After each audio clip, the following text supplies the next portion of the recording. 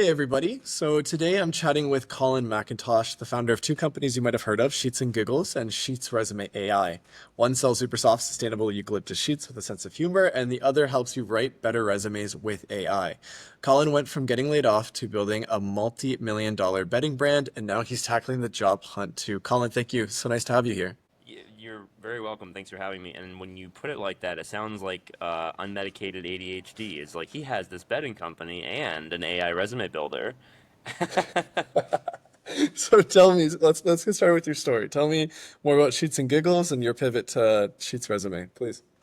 I've been doing Sheets and Giggles for 8 years now. I got laid off at 1 p.m. on a Monday from my last startup job in September 2017. That was really emotional. I was 25 through 27 working there, so it was like 3 good years of my life where I really, I put in some days were 24-hour days. I think the longest I ever worked on that company was like a 42-hour stretch without sleeping. I'm not glorifying this. It was just like a crazy time in my life. And I really put so much into that company, and it was such an emotional toll when we got laid off that I just decided that I didn't want to get, suddenly cut and lose my health care again. So I started my own business 3 weeks after I got laid off.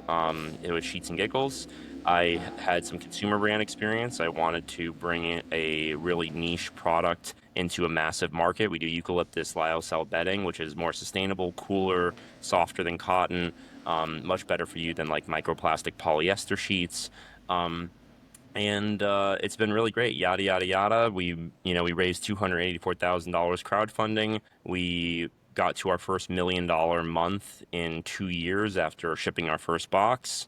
And it's been 7, 8 wonderful years with that business. We were just on Good Morning America this year for Earth Day and for Sleep Week, and it's been a blessing. And so I'm really happy with Sheets and Giggles and my time there. And then before I was a startup guy, I was a recruiter. And so I recruited people at like hedge funds, banks, startups. And I ended up hiring myself at one of my startup clients into a biz dev role, which is how I kind of transitioned into biz dev from recruiting.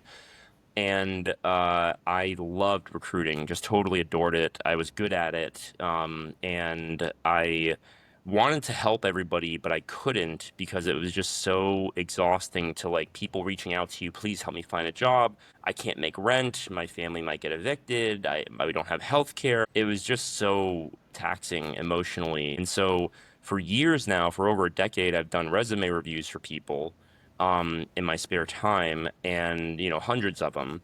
About a year ago, my friend and I decided to take my best resume advice and put it into an AI builder version.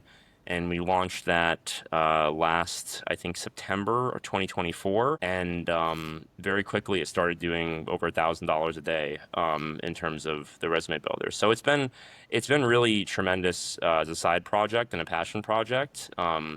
And because it's not my main income, because I have Sheets and Giggles and this is just a passion project, anyone who can't afford the resume builder, I just give it to them for free. And that has been that catharsis that I needed all these years where I couldn't help people in mass on the recruiting side, that now I help thousands of people every month. I just give it away to them who can't afford the lifetime membership fee. So, it's been incredible. I got an email yesterday from a guy named Vlad who totally life changing, couldn't find the job for 18 months. And then within 4 weeks of using our services, got four different interviews, two offers, and signed a job offer. So it's just like stuff like that is the best. That's amazing. And obviously, I think while they both do share the word sheets, they're obviously two very different industries. So where do you think that, like, what is the biggest takeaway from switching from consumer goods into something like an AI digital product? Like, where have you Oh, found the challenges? What are the wins? well, the margins are so much better. I definitely joke with everyone I know. I'm like, I will probably only be doing digital companies from now on, like in the future.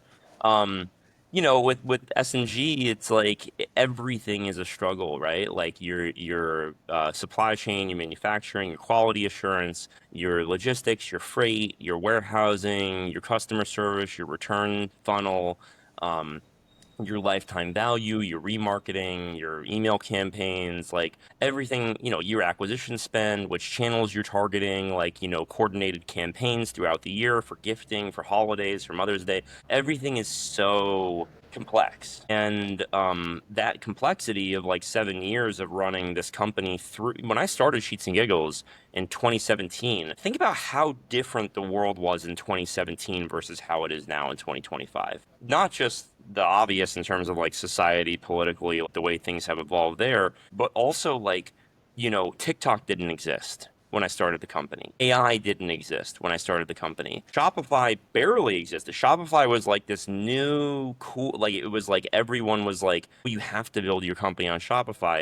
It's so easy versus, these things were like, I had full-time customer care associates versus like part-time with AI now, which has like completely changed how you think about your cost structure on your payroll. Like there's so much different over the last 7 or 8 years. So taking that and that PhD and then like applying it to something with higher margins that I know very well, that I can help like millions of people. My resume template's been used by like 5 million people.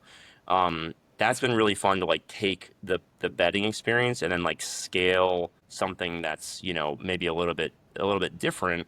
Um, but I will say that like the overall through line is that that consumer focus, right? Like I have like an obsession with customer experience and with user experience, and like that's the through line is I always think about that individual person and how I'm helping them when they come to my website. That's amazing. I think that you could definitely see a synergy in what you do at Sheets and Giggles being a sustainable brand, and then also Sheets Resume in the pay as you can type of model.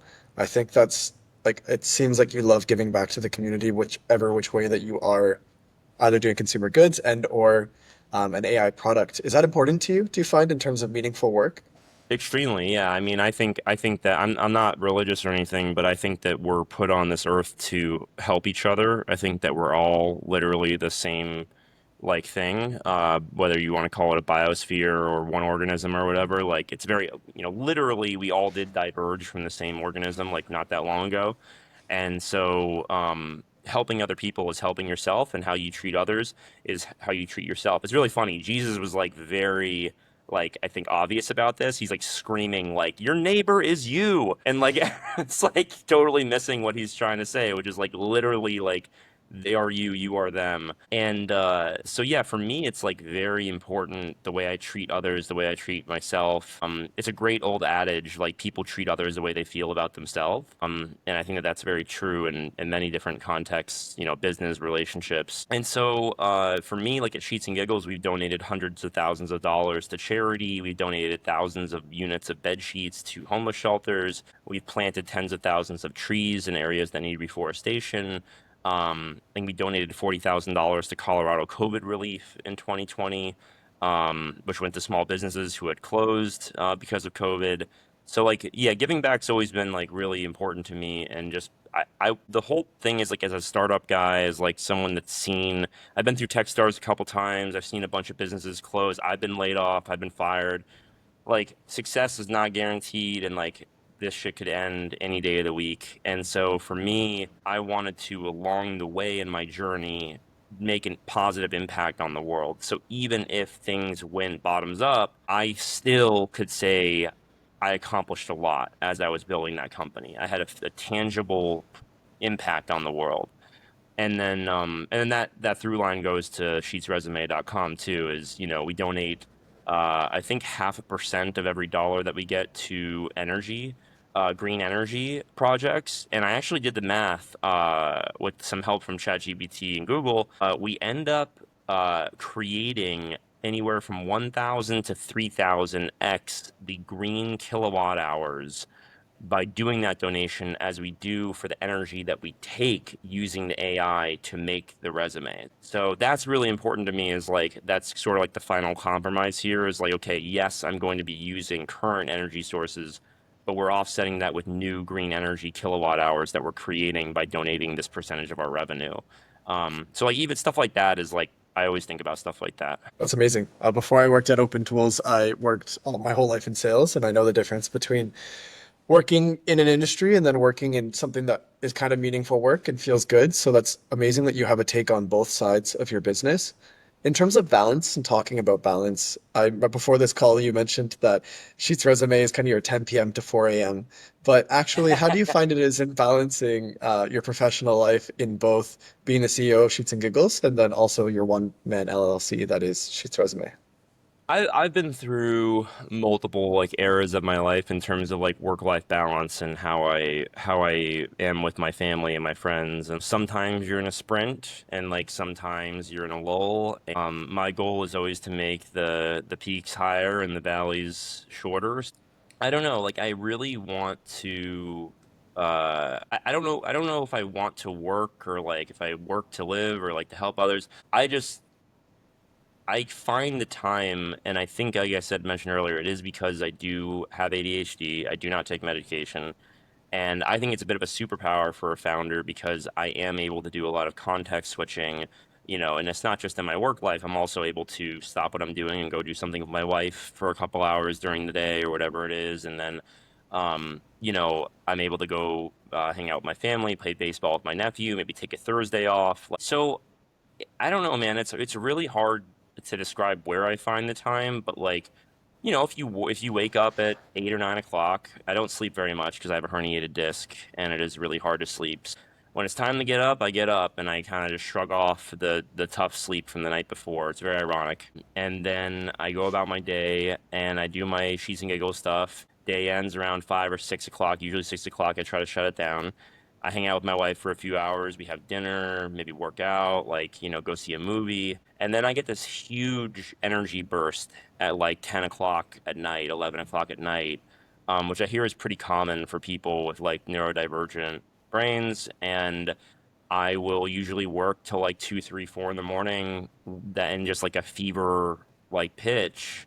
And then, when I start to kind of like fade like this and like fall asleep on the laptop, I close the laptop and I go to bed. And I don't know if this is good for me, but it's not, but like it's definitely like the way I'm operating right now. And I have operated this way in the past, and I always get the most done during these stretches of my life. That's amazing. And Um, as I mentioned before, you look great for somebody who only sleeps a couple hours a day and falls asleep at the laptop. It's hard, man. I blew out my disc in January and I couldn't use my right arm for about 3 weeks. And so I've gained about 20 pounds since January and getting neck surgery consults. And it's tough right now, man. I'm definitely in the worst pain of my life in the last 6 months. And it's just a good reminder that like, life's not all about work. Like it's about quality of life. And, I'm really focused on like getting myself right and healthy, and the lack of sleep right now is a distinct challenge for that, for sure. Definitely. I feel like that's a huge thing that we don't talk about. Always see on LinkedIn, you see a lot of people talking about working harder and how to balance like a 12-hour work day, but also taking care of your health is so important. I don't think we remember that until we're sick. So I hope you feel better. Thanks, man. I appreciate it. Yeah, I never post on LinkedIn. Like I really don't like I love LinkedIn Lunatics, the subreddit. I think that subreddit's amazing. I get like really bent out of shape with like and I know that some of this is marketing, so like I understand like the marketing that people are doing, so I'm not gonna hate on like the Twitter threads that get you users and stuff. I get that that's marketing. But there is something like off-putting to me about like how people continually need to tell others how to live on like LinkedIn and X and stuff, where it's like, here's my routine or here's how I, get a deal done before 6 a.m. or like, and I'm like, dude, like just be happy with your own life and be happy that you have a system that you like. And I know some people I'm sure are genuinely trying to share that with others where they like genuinely want to help other people, but it often to me feels like just a way to flex on people on social media. And I'm like, you must be really unhappy with your life if like you have to spend time convincing other people that you're living your life in a good way. Of course. No. Honestly, I mean, I say with my friends all the time that LinkedIn is one of the most interesting, but also one of the worst forms of social media. Because I think Oh, we forget at the end toxic. of the day it is a social media. But unfortunately, it's also just a kind of a personalization of the rat race that we're all in. But It is. Yeah. Thankfully, within that, you do can find some like really amazing advice and some great people who are trying to make a change, but There's some kind nuggets. of have There's to some nuggets in sift. there for Yeah, you sure. got to sift Yeah. through it. Yeah. So, circling back to Sheets resume and kind of doing something outside of Sheets and Giggles, obviously, when everyone looks at you after all of your success, they think of like betting, they think of betting brand. And then when you tell them that you're running this Sheets AI company, something completely different, I'm sure they're probably always pretty surprised. Do you think there's power in building something outside of your main identity, I even if it's do. unexpected? I think there's actually like two or three things that really jump out to me with that question. Number one is it makes me better at sheets and giggles because when you get into a lull or like inertia at a company, an established company, I have my agencies, I have my affiliates, I have my partners, I have my channels, I have my marketing campaigns and my content and like the things that we've done before that we work, that we know don't. And so you get like these are the long-term cycles that companies get into, and it's hard to like break out of some of these creative lulls. Not least of all because it's hard to try new things if you have contracts with certain people and you're locked into using certain softwares or certain agencies and like you can't really try new stuff. And you don't have the capital or the time or the expense to distract your team or distract your partners and move into a different direction just to try something or test something. It's everything's always so urgent. Like we need to do this now for Q4, and like we can't take time to like test out this other platform or these other. So in the side hustle in the resume biz, I have the ability to like try new agencies, try new softwares, like try new strategies, see what works, waste some money, like accidentally blow a few $1,000s over, like, and it doesn't impact the P&L of my main business. And then I can take what I learn from running that and bring it over here and scale it up. And so that has been tremendously helpful. And I think like I really regret not doing anything sooner to help me become a better CEO of S&G. And then one of the things I would say is like really, I think healthy is like just to have a creative outlet with different, like to be able to spend time on different things, I think makes you a much more well-rounded person. It makes you a happier person, and you feel more fulfilled in your day to day. I think that it can get really like a slog after a while, like doing the same thing for a long time. And I think founders also have shiny object syndrome. That's one of the reasons why people like often will, as a founder, you'll be like, let's try this, let's try this. And so this allows me to kind of like indulge in that in myself, but in a very low stakes way that I can then scale up over here. So I think a lot of founders should try to do some type of 5 or 10 hour a week side project that speaks to them, and you'll learn a lot about different areas of your business that you weren't focused on before that you need to give more love to through the side project. It's amazing. And I guess also you guys have made such a big impact in different industries, one of them obviously being employment, as your story about Vlad. But what piece of advice do you have for people right now who are existing in this economy who might be looking for a job and it just seems like endless and like, because I have some friends as well who have been looking for jobs for like a year and a half. But Well, what advice do you have for them? Well, this is going to get me on my soapbox. We're in a totally dystopian job market right now. It's a total fucking disaster for 90 out of 100 candidates. And I was a recruiter in 2013 during, the recovery from the '08 crash. I think 2011 was like the bottom of the jobs market. But 2013 was pretty nasty too. And the same things I saw then, I'm seeing now. The hoops that employers are willing to make candidates jump through to get a job are dehumanizing, degrading, and counterproductive, frankly, for business. And but companies do this when they sense that power of like, oh, we have this incredible pool of candidates, great people looking for jobs. They will make people jump through so many hoops because companies are so terrified of hiring the wrong person and the consequences of that, that they'll do the video interviews and they'll do the testing and they'll do the unpaid work, and then they'll ghost you and they'll come back to you and then they'll ghost you again, and it drives people crazy. And you've got this cocktail right now that's brewed of post-COVID, kind of like inflation and stagnation in a sense, and some elements of the economy as companies still try to recover. On top of that, you have an AI hiring freeze where companies are just frozen hiring, trying to see what they can actually do with fewer people and what they don't need to hire into. Then you have a volatile stock market because companies are reacting to tweets on a day-to-day basis. And so companies' market caps are doing this based on tariffs or no tariffs or this or that. You have a global trade war that's launched. Entire industries, $30 trillion of global trade is called into question. And so people are frozen hiring in those and anything that imports or exports. You have a 40% dip in tourism from Canada, Germany, other countries in Europe into the United States. So tourism industries are totally nosediving right now. And then you even have a shaky bond market because there's talk about the U.S. potentially defaulting on its debt. A president who's really trying to make the Federal Reserve Chair lower rates, which is supposed to be an independent organization, but he's putting that pressure on him. So if you're a company that's borrowing right now, do you really want to borrow a lot when you feel as though rate cuts might be right around the corner? And so there's all these different things that constrict capital, reduce hiring activity, and that make companies afraid to bring on new payroll commitments. And in the United States, you have very, very specific, I would say, anti-incentives, so disincentives, there we go, for companies to bring human beings on instead of AI. Number one is most companies avoid taxes, right? They don't do income tax. So but the taxes they do pay are payroll tax. You cannot get around payroll tax. And so if your company is trying to reduce your overall tax burden, reducing your payroll is basically the only avenue to do that. And so that's one disincentive.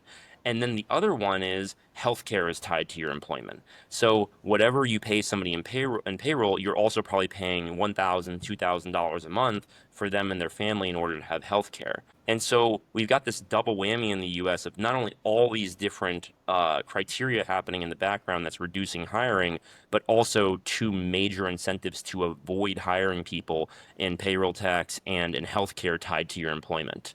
And so we're in bad shape right now. So there we Evidently. go. That's my rant. Yes. No, that Yes. was extremely educated. I Vote for appreciate it. me. Thank you. Yes. I think I just learned more in that like 4 minute spiel that I've learned watching the news in the last year. So thank you so much. Yeah, man. I need a TikTok channel. You know what I'm saying? You But too, yeah, yeah. definitely. Colin, literally the insights into unemployment right now, into the markets, and then also what you see on your side having AI Sheets resume. How has it impacted your hiring for Sheets and Giggles or for, I guess, any role that you're playing a lead in? So I'm definitely I succumb to the same things that I'm talking about as a macro problem. I see it on my micro level as well. Like I mentioned earlier, we used to have multiple full-time customer care people, paid them hundreds of thousands of dollars a year in salary, plus a percentage of payroll tax, plus their health care. Now we use part-time customer care reps in the United States and Canada that charge $3 to $4 per ticket, and we use AI to help create templates and respond to people. We have a chat bot on our website that is 24/7. That's an AI chatbot that's trained on all of our URLs. That's incredible. Shout out the site GPT, nice kid in India who runs that as a solopreneur. $50 a month, and it reduced my customer care tickets by 33%. And so with great satisfaction scores, because it's trained on all the content I've written over the years, it's trained on. And so it's really totally changed how I think about hiring. I think it's changing. There's a crazy stat. Startups hired more people in January 2022, the month of January 2022, than all of 2023 and 2024 combined, the full years. And it's because what happened in December. Well, no, sorry, wait, am I misremembering that they? It was January. What month did ChatGPT come out? December 22 or December 21? December 22, right? ChatGPT 4, December 22. So Yeah. it was January 2023. So the month of January 2023, that was the last big hiring month for startups. And what you're seeing is, and that's data from Carta, which is like venture capital backed startups in terms of the net new employees they bring on in equity grants in Carta. And you've got this gigantic drop of hiring in the startup community because everyone is trying to do more with less. And there's this huge sea change in terms of what they teach entrepreneurs of how to spend their capital. It used to be spend your capital on people, product, and marketing. And now it's spend your capital on marketing and product. And the people element of it is see what you can do with three people. with 2 people, with 4 people. That is the new mantra that they're teaching entrepreneurs going through Techstars, Y Combinator, all these different accelerators and all these different venture groups. And I think that it's the correct thing to teach them on a micro level, but on a macro level, it's obviously had this huge chilling effect on startup hiring since January of 23. And so, and then there was one more thing. So then I just want to give a shout out to the people that are in job hunts right now who are struggling with this. They're also facing these AI barriers of like AI ATS systems, AI recruiters, AI interviewers. So not only is the hiring process and the hiring activity lower overall, like I mentioned earlier, but it's also become a very degrading process for people where companies aren't even willing to spend 15 minutes talking to their candidates to get to know them because they're so terrified of wasting their own employees' time on bad phone calls because they're so inept at screening resumes. And so I will just say, to toot my own horn and to give people some hope, our AI resume builder does not focus on getting through the AI ATS. It does not focus on getting through that initial screen. The thing we focus on is impressing the human screener, who is still the great filter and the arbiter of deciding who gets on the phone with somebody at the company. And so our resume format, we have one format. Every other website in the world, every resume builder has hundreds of formats to choose from. Yellow, blue, 4 column, 2 column, your name in bright lights, your headshot, pretty colors, icons, graphics, stars, doodles. We do not do that because mathematically, if you have 100 resume formats, 99 of them are suboptimal versus one that will maximize your interview rate. That's just the fact of the matter. There is one superior format. And if I allow you to choose from a stable of 100 or 1,000 resume formats, I am allowing you to shoot yourself in the foot by lowering your interview rate artificially because of a worse format that you shouldn't have had the option to choose. So all the other companies in this space, this is why I love being in this space, is why I love being able to be like a disruptor in this space as someone coming in from the outside with this experience at Sheets and Giggles and then kind of just dropping a bomb on this resume builder space is I'm trying to demystify for people and give them information that all these other resume builder sites are full of shit and they're all trying to market to you like sneakers. Do you want green sneakers? Do you want your you want your signature on them? Do you want customization, personalization, your initials? Everybody is selling you apparel and sneakers, and they will allow you to have worse interview outcomes if it means that you are more likely to convert due to the personalization of their resume formats. And we do not do that. We have one format, and we keep you within the guardrails, and we force you to use ours, and we will back it with a money back guarantee if you don't get more interviews.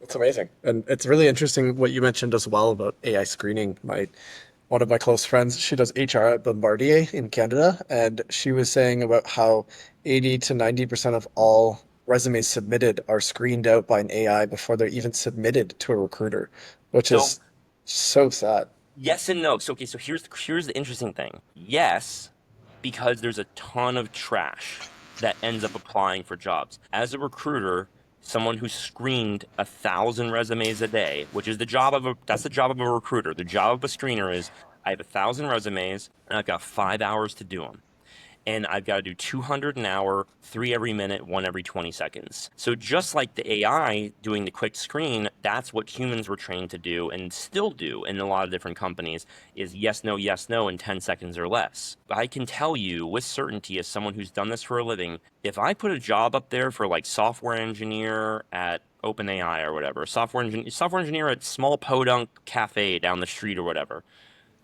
I'm going to get resumes from people who have never done a day's work of anything related to software.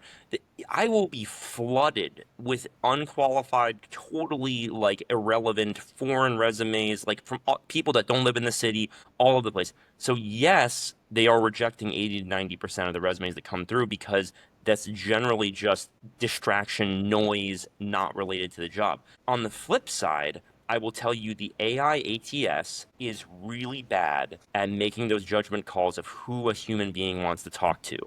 And the only way an AI can get fired, uninstalled, is by keeping good candidates out of the pile. So what the AI actually does is counterintuitively to getting rid of that 80% of candidates is on the other 20% that they're keeping, they're erring on the side of inclusion tremendously. And the amount of resumes that human beings still have to go through is astronomical because, if, again, that same job description, software engineer at some cafe, the AI, if it sees software engineer, cafe, web development, whatever, stuff that could be totally relevant, it's still going to err on the side of inclusion if it's somewhat relevant to the role because the AI doesn't want to get fired.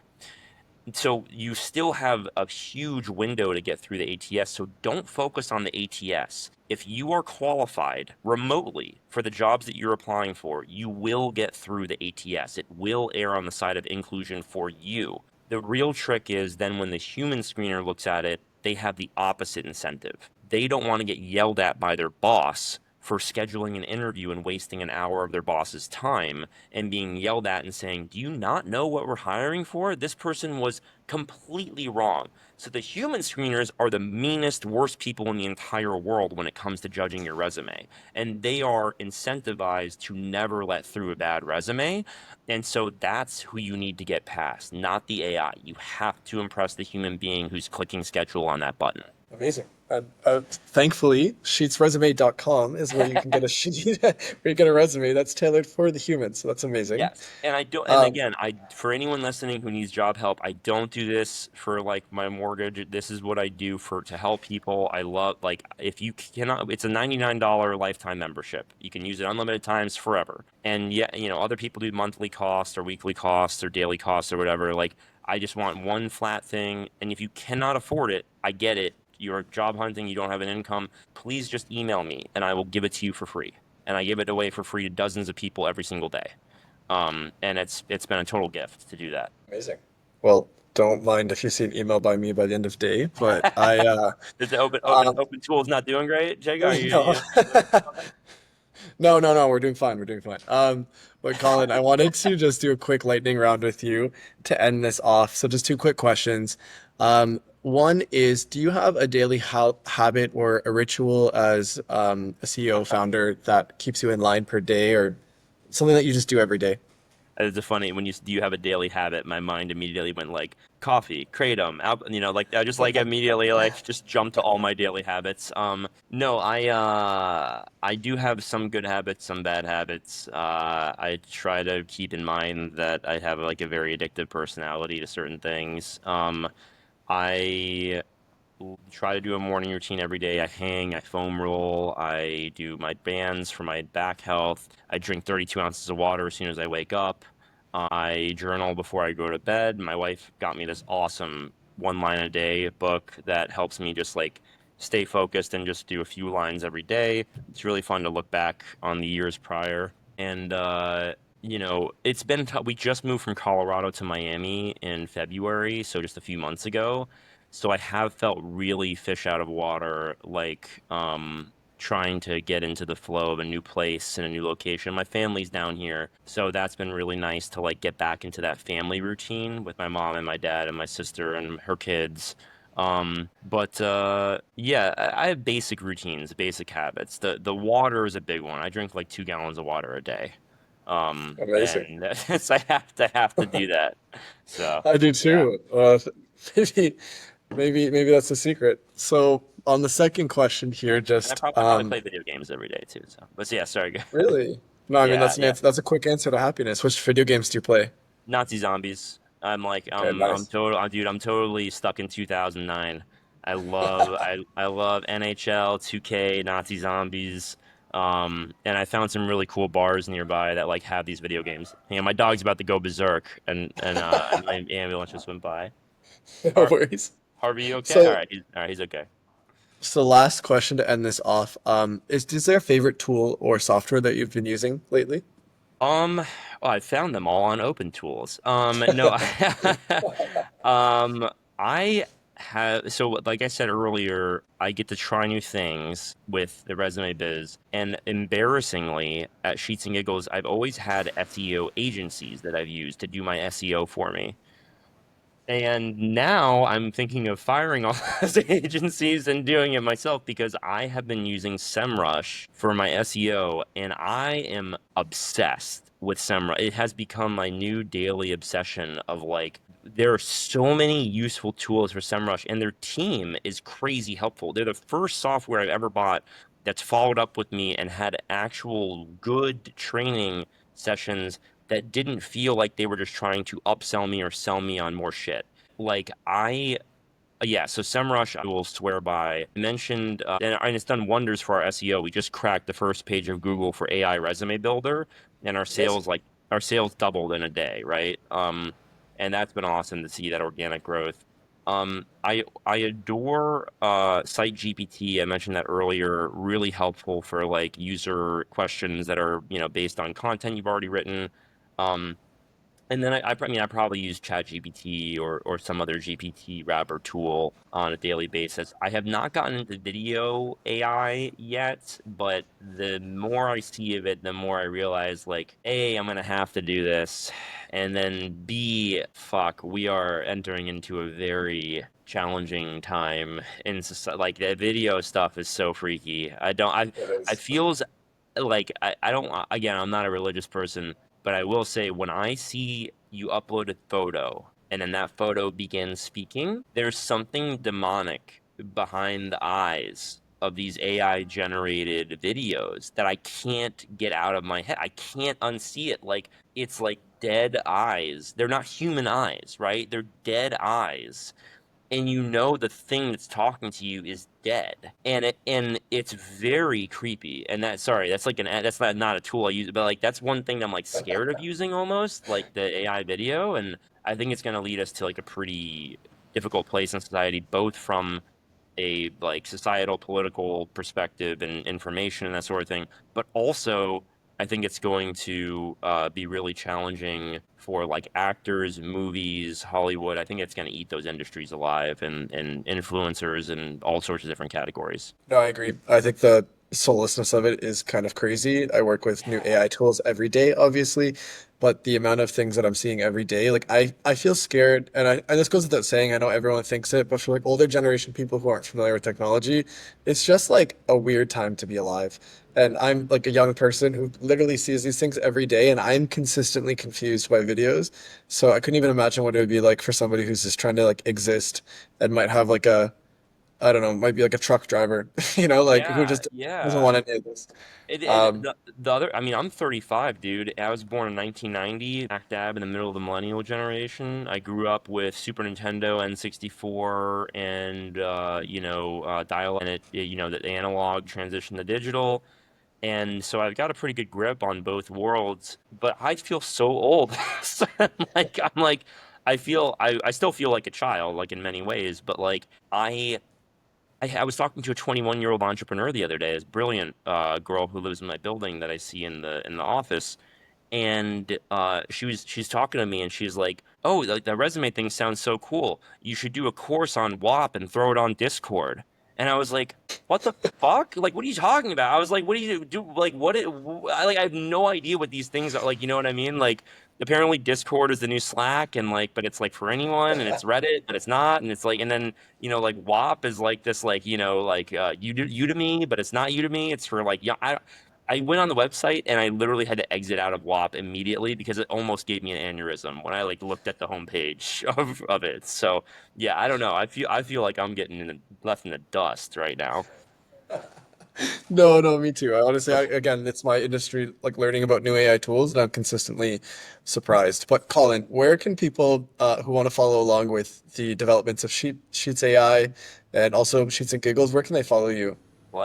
Heart, and subscribe. No, I don't really do anything public. I just don't. I started doing. Actually, it's funny. I made an anonymous Twitter account one time because I wanted to prove to myself that any asshole with an opinion could get 10,000 followers. And within 6 months, I got 10,000 followers. And then I deleted the account. Because I just didn't. I it was eating me alive to like be online every day and absorb that and watch that and see that. So I'm not really like super public. You can find me on LinkedIn if you want to connect. Colin McIntosh, Sheets and Giggles. I'm very easy to find. But if you need anything, email me or message me on LinkedIn. And I'll try to get back to you. On Reddit, my personal account is you Sheets Giggles. I'm like that's my gamer tag too. Okay. And then I'm also Sheets Resume on Reddit as well. We have our own subreddit for resume questions. Um, and but yeah, you won't catch me on Twitter or Threads much or anything like that. Perfect. And I'll make sure to link it all. Colin, thank you so much for your time. And I look forward to seeing what you guys do next. Thanks, man. I appreciate it. And this is a really fun conversation. I feel like there's gonna be some people that listen to this that are like, God damn, that guy's full of hot air. But hopefully some people got some useful stuff out of it. Thank you so much.